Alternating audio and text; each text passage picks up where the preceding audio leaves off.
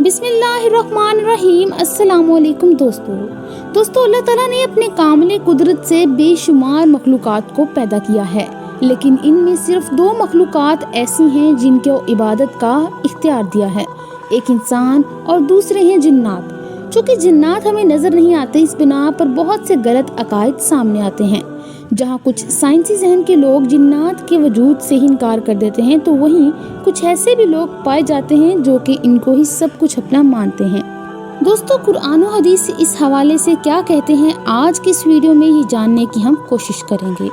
دوستو، غیب پر یقین رکھنا یعنی کہ اندیکھے پر یقین رکھنا ایمان کا انتہائی اہم جز ہے اور ایک مسلمان ہونے کی بنیادی خصوصیت ہے۔ اسی لیے اللہ تعالیٰ نے قرآن پاک کی شروعات میں ہی سورہ بقرہ میں جو ایمان والوں کی نشانیاں بتائی ہیں، ان میں سے ایک نشانی اندیکھے پر یقین رکھنا بھی ہے۔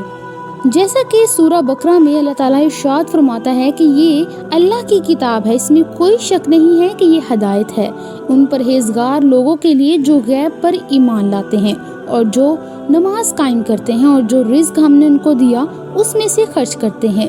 دوستو، اللہ تعالیٰ کی ذات پر یقین کا ایک تقاضا یہ بھی ہے کہ ہر اس چیز پر ایمان لایا جائے جو کہ اللہ تعالیٰ نے قرآن پاک میں بیان فرمائی ہے، اور قرآن پاک میں اللہ تعالیٰ نے ایمان والوں کی ایک نشانی یہ بتائی ہے کہ وہ اندیکھے پر یقین رکھتے ہیں۔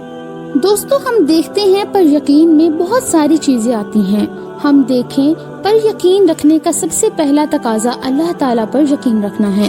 ہم میں سے کسی نے بھی اللہ تعالیٰ کی ذات کو اپنی آنکھوں سے نہیں دیکھا، لیکن پھر بھی ہمارا اس بات پر مکمل یقین ہے کہ اللہ تعالیٰ کی ذات موجود ہے اور وہ ایک ہی ہے اور وہ اس جہان کی ہر چیز پر قادر ہے۔ دوستو، اسی طرح غیب پر یقین کا دوسرا تقاضا ملائکوں کے وجود پر یقین رکھنا ہے۔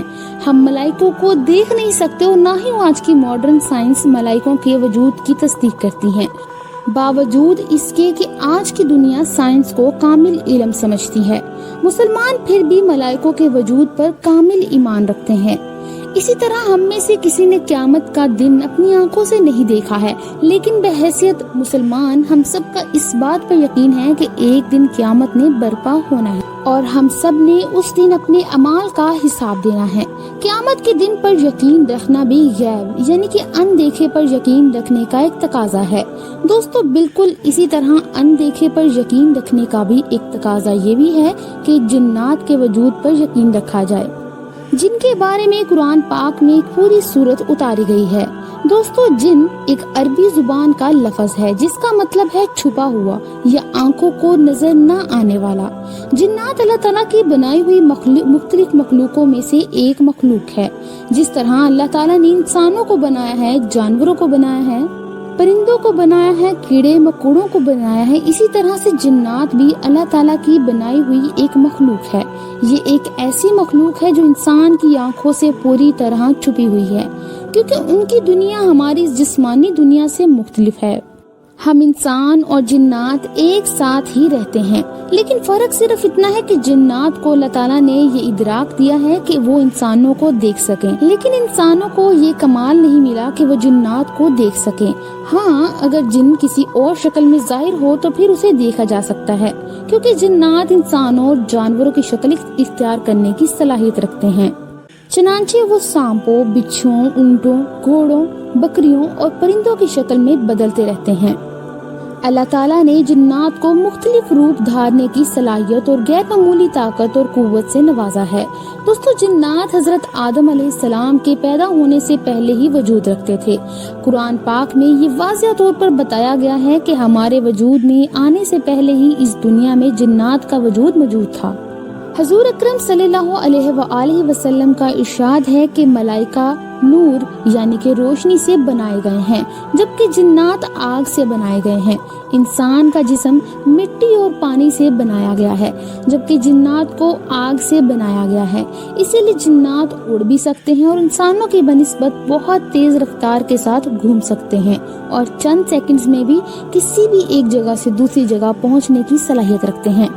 اور چونکہ جنات کی کوئی جسمانی موجودگی نہیں ہوتی، اسی لیے وہ بہت آسانی کے ساتھ کسی بھی فزیکل آبجیکٹ یعنی کہ جسمانی چیز سے گزر سکتے ہیں۔ اسی لیے کسی بھی قسم کے در و دیوار ان کے آنے اور جانے میں رکاوٹ نہیں پیدا کر سکتے۔ उस मखलूक की सबसे खास बात ये है कि ये इंसानों की अक्ल व फरासत के मालिक हैं। ये इंसानों की तरह सोचने और समझने की सलाहियत भी रखते हैं और सही और गलत में फर्क कर सकते हैं। और सबसे अहम बात यह है कि अल्लाह ताला ने इंसानों की तरह जिन्नात को भी इख्तियार दिया है, तो सही और गलत में से किसी को भी चुन सकते हैं और इस इख्तियार के सही या गलत इस्तेमाल पर उनको भी सजा और जज़ा दी जाएगी। और इंसान की तरह जिन्नात भी शरीयत इस्लामिया के मुकल्लिफ हैं। दोनों की तख्लीक का मकसद अल्लाह अज़्ज़ा वजल की इबादत करना है। जिन्नात में भी नेक और बद हर किस्म के लोग पाए जाते हैं, जिस तरह से इंसानों में पाए जाते हैं उसी तरह से, जो कि अपने अमाल के मुताबिक सवाब व अकाब के मुस्तहिक होते हैं। इंसान और जिन्नात दोनों के लिए ये दुनिया दारुल इम्तिहान है और आखिरत दारुल जज़ा है और दोनों का आखिरी ठिकाना जन्नत या दोज़ख होगा। और यही वो चीज़ है जो जिन्नात को दूसरे जानवरों से मुख्तलिफ और इंसानों से मिलता जुलता बनाती है। दोस्तों, आज की वीडियो में हमने जिन्नात का मुख्तसर सा तारुफ किया। उम्मीद करती हूँ आपको आज की वीडियो पसंद आई होगी। इसी तरह की मजीद वीडियोस देखने के लिए हमारे चैनल को सब्सक्राइब करें। अगली वीडियो के आने तक का इंतजार कीजिए। तब तक के लिए अल्लाह हाफिज।